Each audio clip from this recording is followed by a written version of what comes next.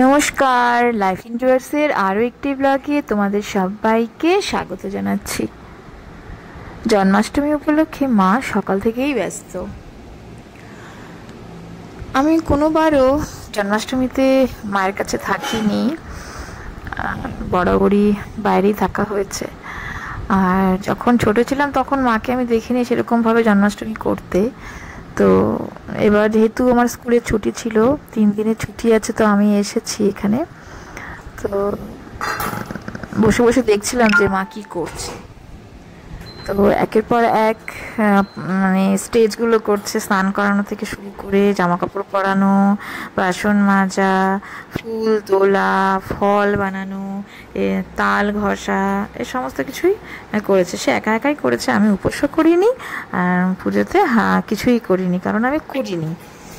তো এই যে ছোট্ট গোপালটাকে দেখতে পাচ্ছ না, এই ছোট্ট গোপালটা আমার ঠাকুমা যখন বাংলাদেশে থাকতো তখন ওখান থেকে আনা, মনে হয় ঠাকুমার শাশুড়ি বা ঠাকুমার শ্বশুর বাড়ি, যাকে বলবো আর কি, মানে আমার যে বাবার ঠাকুমা, আমার বাবার ঠাকুমা তার কাছ থেকে হয়তো পেয়েছিল বা কোথা থেকে পাবে।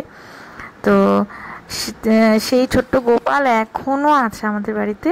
আর আমাদের এই বাড়িতে একটা পুকুর ছিল, সেই পুকুরে ছোটোবেলায় ভাই এনাকে ঢিল মেরে ফেলেও দিয়েছিল, সেই পুকুর থেকে ওকে উদ্ধার করা হয়েছিল আবার। তো এর সাথে অনেক কাহিনী, অনেক ইতিহাস জড়িত আছে আমাদের এই বাড়ির। তো তিনি এখনও আমাদের সাথে আছেন, ছোট্ট গোপাল। তো তাকেই মা স্নান করালো, সাজিয়ে গুজিয়ে বসালো, ফুলের ওপরে বসালো, ফুলের পাপড়ির ওপরে নতুন জামা কাপড় পরালো, পরিয়ে তাকে বসালো এবং তার আরাধনা করবে। আর আমি এইদিকে একটু রান্নাঘরে একটু কাজ করছিলাম, মানে গতকালের একটু চিকেন ছিল, সেই চিকেন আবার বানিয়েছিল ভাইয়ের এক কলিগ আছে, ও ছোটো ভাইয়ের থেকে অনেকটাই বয়সে, দীপম, সে রান্না করে গেছিল।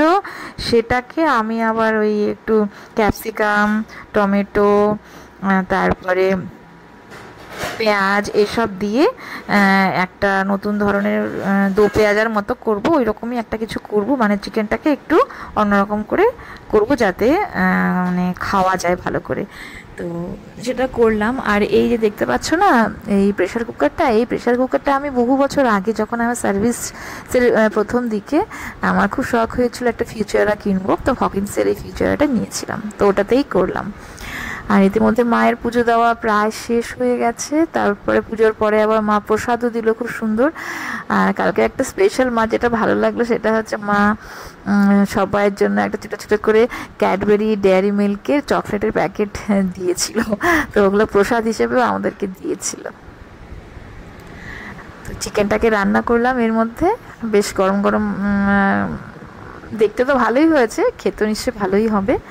ক্যাপসিকাম দিলে তো এমনি তো তরকারির রঙটা খুব সুন্দর হয়ে যায়, এটা কিন্তু চিলি চিকেন না।